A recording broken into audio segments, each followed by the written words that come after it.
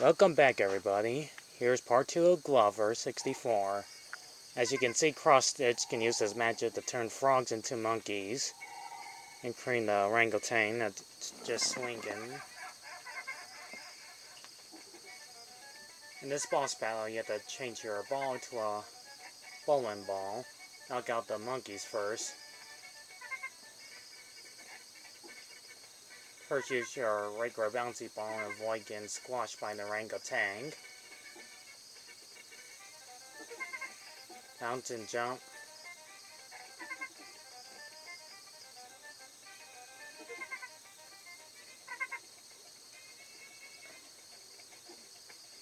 I did use a bowling ball on this guy. And the monkeys are still the same. Pretty easy boss. Another bonus stage. Did you do that?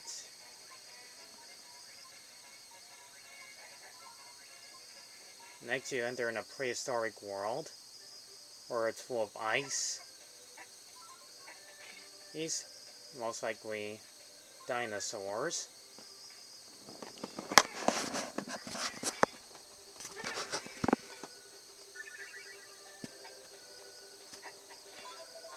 Giant beasts for some reason, because it's shown on the cover of the game. Seen them be another attacked by a giant bee for some reason, because obviously bees are supposed to survive inside their hive and not in the middle of the winter. So it goes to whatever that is.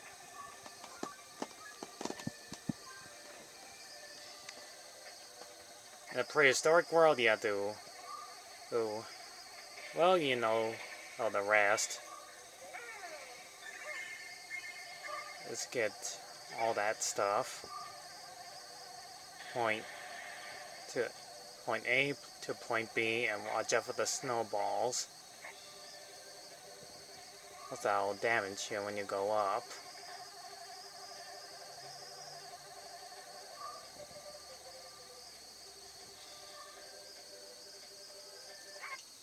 Next is a lava level. Just like in every video game, you have to avoid getting touched by the deadly lava.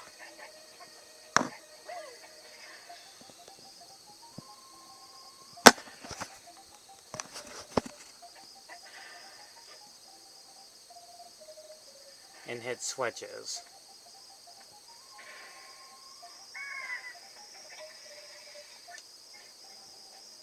And rolling boulders.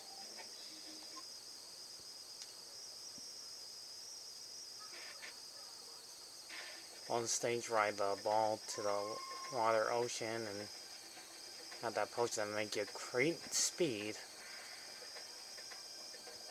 Next is one of my favorite bosses. It's a dinosaur that was frozen solid. Cross-Stitch helps him out. And you roll a ball to this boss, and it's pretty easy, and wear sunglasses, and all that's left is his shoes. Also, he shoots out fireballs, which I didn't show you. Now next is the horror world, where the game gets a little bit hard to do. Avoiding electricity, ballless pits, monsters, making your ball oversized with these stars floating.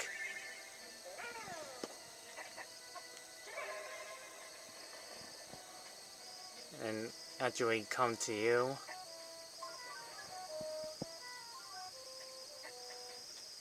Avoid bats, jump on coffins. That's because you don't see those in many video games anymore, just jump on coffins.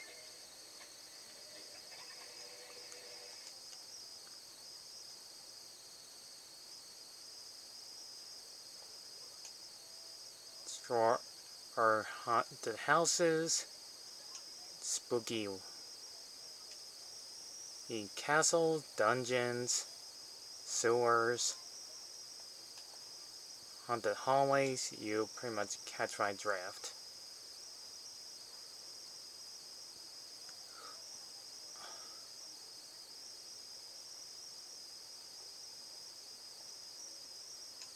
And here's one of my least favorite bosses in this game. Why do I say that? Why do I think this is one of my least favorite bosses in the game?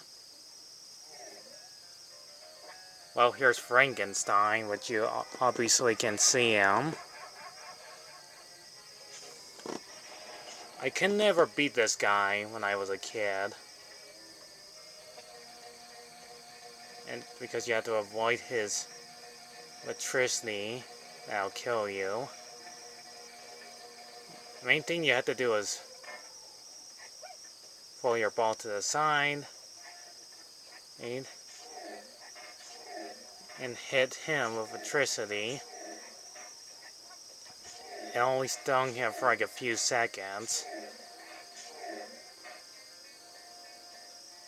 And you have to throw your ball all the way up there before you gain his electricity powers back. And just like that, he is down for the count. As a kid, I never did figure this out. He's just one of my least favorite bosses, because I died over and over again.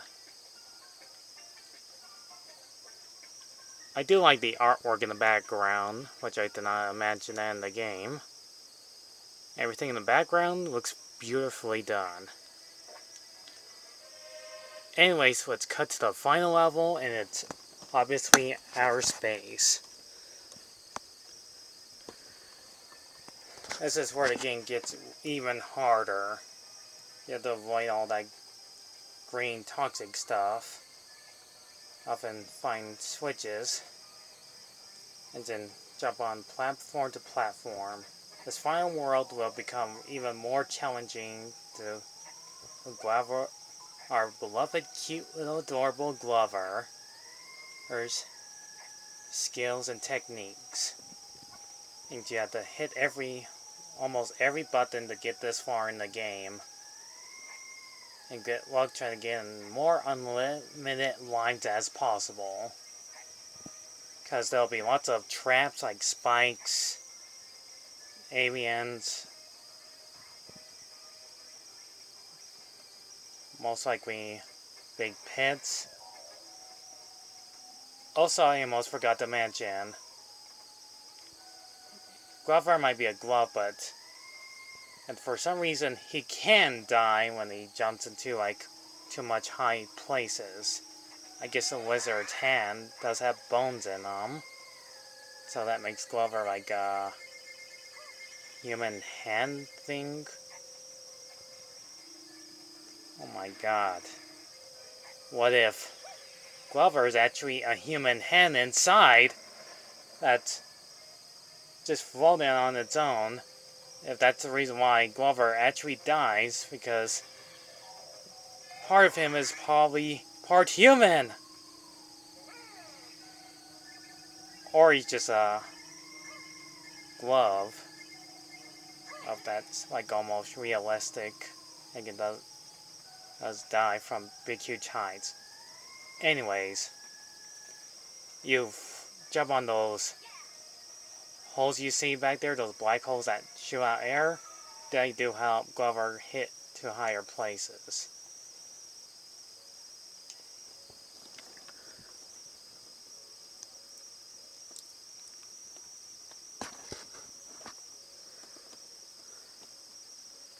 The game will become really difficult real fast. It ain't gonna be easy.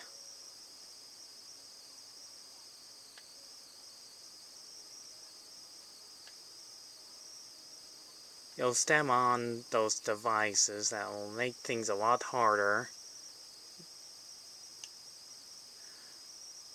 The moving floors, deadly traps everywhere.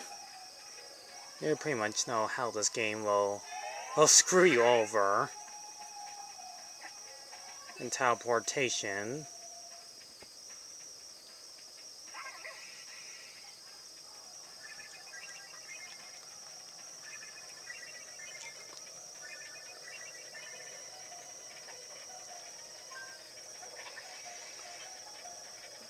So you have to do all your skills to get this far in the game.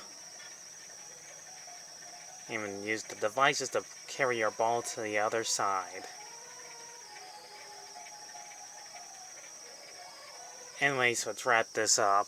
It's almost gonna be 14 minutes.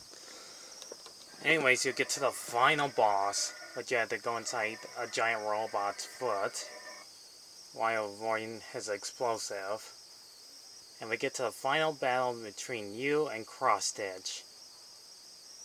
In this final battle, Cross Stitch has a giant robot, so you better have enough unlimited lives to shoot all your balls at him. And just like that, he's defeated.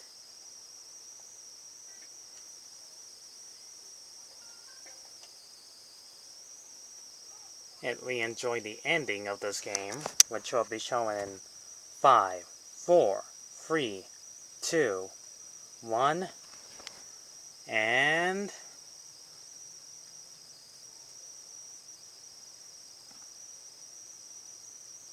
wait for it. Wait for it. It's taking a while.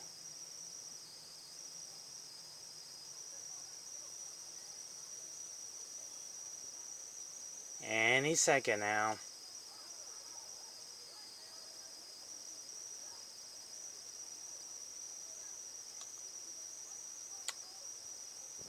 You know what? I'll just show you what my next review is going to be anyways. Yeah, I'm doing this game next. Dewy's Adventure. This game's going to be next. It's going to be awesome. I'll show you the back cover. Looks pretty neat, right?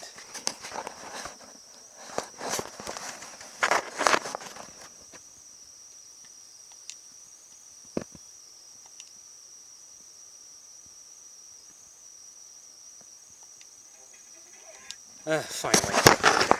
Here's the ending. And Cross Stitch is finally defeated and it changes back to his normal glove self. It's showing purple again. It says, congratulations. That's it. All your hard work is just that ending there. But if you miss all the bonus stages, it'll say that. And that was Glover, the 64. I love it. Also, they did a sequel to this game, but it's a beta. Yeah. And it's costs a lot on eBay for like 30 bucks. I would love to show you the sequel, but I would love to review this game later. It's an awesome game. So, basically, this game called Glover, one of my favorite video game characters that deserve to have a reboot for the Nintendo Switch, or hoping they do a sequel, which I doubt it. I give this game a 9 out of 10. Music's great. Voice acting of Glover sounds so cute and adorable. The sound effects are stupendous. The graphics from a 64 game from 1990 is still spot-only perfect. Even though it came out in 1998, the PlayStation 1 of it came out in 1999, basically a year ago. And I heard the PlayStation 1 is pretty bad, 1 out of 10, but the 64 will always be in a special place in my heart. And I'll always cherish this game for a very long time. So I'm glad you enjoyed seeing this gameplay. Too bad most video game characters like Glover doesn't get that much loving interest to have a perfect franchise as Mario and Sonic does. Alright, it's already been 15 minutes, so I'll see you guys at least when I review this game.